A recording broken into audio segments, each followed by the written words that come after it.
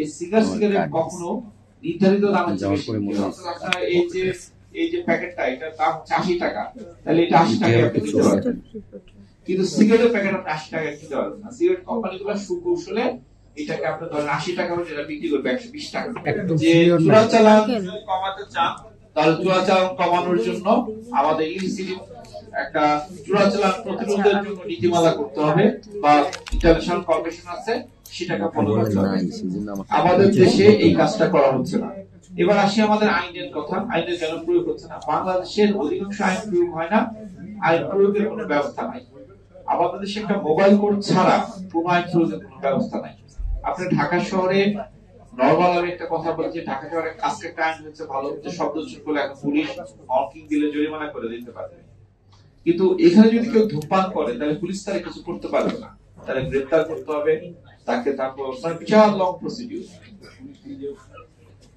Police যে খায় সেটা পোশাক পরিহিত খাওয়া অপরাধ, বা পুলিশ ব্যক্তি হিসেবে ডিউটি অফ দেখাওয়া নিষিদ্ধ আছে পুলিশের জন্য, ডিএমপি নির্দেশনা অনুসারে। তা আমাদের দেশে মোবাইল কোড ছাড়া করার কোনো ব্যবস্থা রাখা হয় না।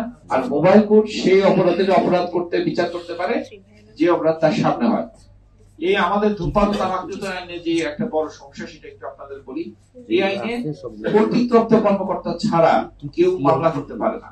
সুতরাং আমরা দেখতে পারি, আমরা অভিযোগ দিতে পারি, কিন্তু কর্তৃত্বপ্রাপ্ত কর্মকর্তা যদি কিছু না করে আমরা কিছু করতে পারি না। যেমন ঢাকায় যে ভায়োলেশন আপনারা বের করেছেন, খুলনায় আমাদের কাছে তালিকা আছে, কোথায় কোথায় হয়, বরিশালে আছে, এরকম আমরা 21,000 তালিকা তৈরি করেছি, দোকানদারের নাম, লোকেশন সহ। অভিযোগ দিয়েছি, কিছু করে না। এই আইনে আসলে করা নাই। আরেকটা বড় বিশেষ সমস্যা হচ্ছে, এই আইনে যেহেতু এই ব্যবস্থা নাই, আপনি সচরাচর মোবাইল কোড বা সরকারি কর্মকর্তাদের মাধ্যমে এই ধরনের বড় জায়ান্ট কোম্পানির বিরুদ্ধে মামলা করা বিরাট লং প্রসিডিউর আছে। এই গত 25 বছরে কোন সিগারেট কোম্পানির বিরুদ্ধে মামলা হয়নি। ওখানে ছোট এজেন্টের বিরুদ্ধে কয়েকটা মামলা হয়েছে, কিন্তু সারা দেশে বিজ্ঞাপন ভাঙতেছে তো 3টা কোম্পানি। বাংলাদেশের সিগারেটের বাজার এখন নিয়ন্ত্রণ করে 2টা বিদেশি কোম্পানি। দেশি কোম্পানিগুলো খুব ছোট ছোট বাজার বিক্রি করে।